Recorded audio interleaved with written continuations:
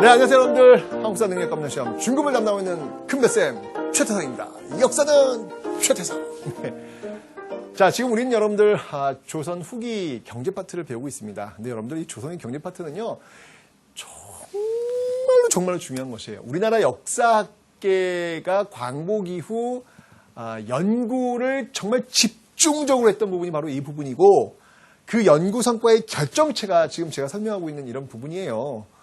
그러니까 중요할 수밖에 없죠. 왜 그러냐면 일제강점기의 식민사관이라고 있습니다. 식민사관이 뭐냐면 결론이 이거죠. 너희 조선의 역사는 후진 역사야. 별 볼일 없는 역사야. 너희는 우리 일본 수준에 비하면 아주 먼 옛날 고대 수준에 머물러 있는 그런 정체되어 있는 아주 후진 나라의 역사였어. 그런데 그런 역사 속에 우리 일본이 들어와가지고 너희들이 이렇게 엄청나게 철도도 놓아주고 도로도 놓아주고 이렇게 위생도 좋아지게 해주고 엄청나게 근대적으로 만들어준 거야. 그러니까 고마워야지. 우리가 너희들 식민지하고 있는 것은 영광인 줄 알아? 이렇게 이야기하는 것이죠. 이렇게 이야기하는 어떤 근거를 역사 속에서 끌고 올 때 그걸 바로 식민사관이라고 하는 겁니다. 광복 이후에 우리 역사학자들이 덤벼들었던 게 바로 이거예요. 바로 일제 식민사관을 깨는 겁니다. 연구해서 아니 너희 일제가 우리 오기 전에 이미 우리도 나름대로 근대로 향하는 자본주의로 향하는 평등사회로 향하는 합리적인 사고가 지배하는 그러한 것들이 이미 나타나고 있었다. 오히려 너희들이 일제강점기가 들어오는 바람에 오히려 그렇게 자생적으로 건강하게 발전할 수 있는 근대화의 모습이 왜곡되었다. 이걸 증명해내는 부분, 그 내는 부분이 바로 조선 후기입니다, 여러분들. 그래서 이 조선 후기야말로 우리나라 역사학계의 정말 큰 성과물, 그 성과물이 지금 집약되어 있는 그런 부분들이기 때문에 시험에서 그 비중이 높을 수밖에 없습니다, 여러분들.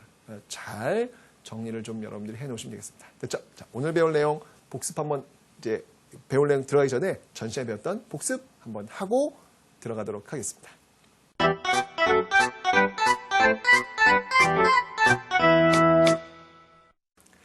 자, 여러분들 정치 파트 다시 한번 정리하겠습니다. 16세기 붕당 정치의 핵심 키워드는 뭐죠? 대답하셔야 합니다. 네, 공존. 17세기 환국정쟁의 키워드는 뭐죠? 일당전쟁. 그 다음이 18세기는 어떤 정치 형태죠? 탕평정치. 19세기는 뭐였죠, 여러분들? 네, 세도정치, 소수 가문이 권력을 장악하고 있는 그런 모습들. 자, 탕평정치의 대표적인 임금이 있다면 영조와 정조가 있다라고 설명드렸습니다. 영조의 어진이 되겠습니다. 자, 영조 같은 경우는 여러분들 살림을 인정하지 않았죠. 그리고 서원을 정리하는 그런 모습들. 서원 정리는 나중에 흥선대원군 그 집 개혁기에도 이제 보이게 될 겁니다. 그 다음에 이제 여러분들 속대전 이런 것들도 가능하는 모습들, 그리고 전랑의 그 권위를 약화시키죠. 경제적으로 본다면 여러분들 균역법, 저시에 배웠을 게 이제 알죠. 1년에 한 필. 1년에 한 필. 균역법을 시행하는데 재정 확보책을 하기 위해서 선무 군간포라든지 어장세, 염세, 선박세라든지 그 다음이 결장, 1결당 2조 이런 그 세를 도입했다라고 설명을 드렸습니다. 정조 같은 경우는 여러분들 어떻게 했죠? 이 영조의 손자죠. 정조 같은 경우에는 왕권 강화, 노론과의 어떤 권력 투쟁 과정에서 왕권을 강화시키기 위한 그런 모습 보였지 않습니까?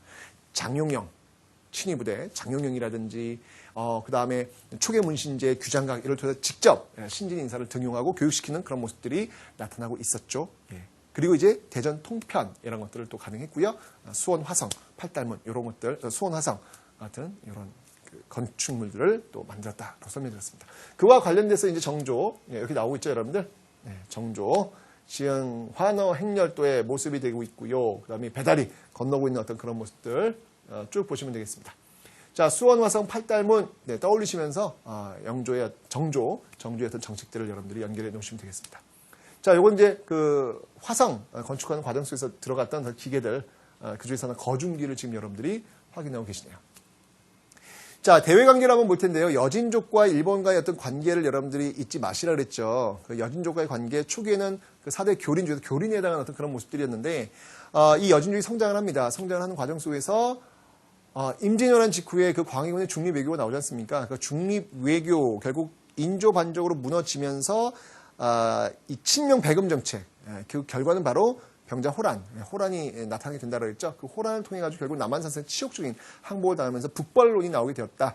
북벌을 앞장섰던 인물이 바로 이 효종과 숙종이었다. 하지만 그 이후에는 북학운동이 나오면서 이 북학운동을 주장했던 그런 흐름이 이후에 개화파로 연결되고 있다는 걸 설명드렸습니다. 그리고 숙종 때 바로 이런 백두산 정계비, 청나라와의 어떤 그런 관계, 영토 문제. 서위 압록은 별 문제가 되지 않는데 이 동이 토문이 어디냐, 두만강이냐, 토문강이냐 이것 때문에 굉장히 논란이 될 수밖에 없었다. 근데 그 문제가 어디서 해결된다? 1909년 간도 협약, 1909년 간도 협약에서 해결이 되고 있더라. 어떻게? 청나라 영토로 인정되었고 일본은 바로 만주철도 부설권을 가져가게 되는 어떤 그런 결과를 가져왔죠. 그럼 그 테이블에 왜 우리나라는 나가지 못했느냐? 1905년 을사조약을 통해 가지고 우리의 외교권이 박탈되었기 때문에 우리는 그 테이블에 나갈 수가 없었다라는 거 이것도 여러분들이 잊지 않으셔야 되겠습니다. 됐죠? 자, 그 다음에 여러분들 일본과의 관계 되겠습니다. 통신사인데요. 자, 일본 같은 경우에는 기본적으로 어떤 모습이었습니까? 일본은요. 초기도 없이 교린 정책, 스시마섬 정벌이라든지, 그 다음에 또 삼포의 어떤 개항, 이런 모습들 보이고 있었지만, 결국 16세기 오면서 삼포의 외란, 그 다음에 을묘 외변, 결국은 임진 외란까지 나오는 모습들. 광해군 때 기후학식을 통해서 다시 어떤 그 관계를 회복시켰고, 그 이후에 통신사가 파견된다라고 설명드렸습니다. 통신사 파견 방향. 자, 이거는 통신사의 어떤 그 파견 방향이지만, 이 화살표도 중요한 의미가 갖고 있다. 왜냐면 이 화살표를 통해서 선진 문물이 이런 방향으로 흘러가고 있다. 이게 왜 중요하냐면 나중에 개항 이후에 1876년 강화도 조약을 체결한 그 개항 이후에는 이 방향이 거꾸로 된다 그랬죠, 여러분들. 수신사가 파견되면서 오히려 서양 일본에 들어왔던 그런 문물들을 배워오는 그런 역할을 수신사가 하게 된다라는 거. 그래서 통신사와 수신사 꼭 비교해 놓으시라고 그랬습니다. 그리고 일본과의 관계 속에서 여러분들 숙종 때 그 안용복 도일 사건, 안용복이 일본에 가서 울릉도와 독도는 조선 땅이다라는 것들을 딱 확인하고 왔던 그런 사건, 그 독도 결국은 러일 전쟁 때 결국 일본에 편입되는 그런 모습들 여러분들이 잊지 마시라고 제가 설명을 드렸습니다. 자, 이건 이제 통신사의 그 행렬도 모습입니다. 알고 계시면 되고요. 자, 지금 대동세의 그 징수와 운송, 요 지도를 지금 다시 한번 여러분들이 지금 보고 계십니다. 지금 징수하지 않는 지역은 평안도, 함경도, 그 다음에 이제 제주도, 익류 지역이라고 제가 설명드렸죠. 이건 조세와 마찬가지입니다. 그리고 빨간색으로 칠해진 부분들. 보시면 알겠지만, 이런 지역들, 강화도 같은 경우에는 중요한 어떤 군사 지역이기 때문에 이런 데는 자체적으로 소비하는 어떤 그런 모습들이 나오고 있습니다.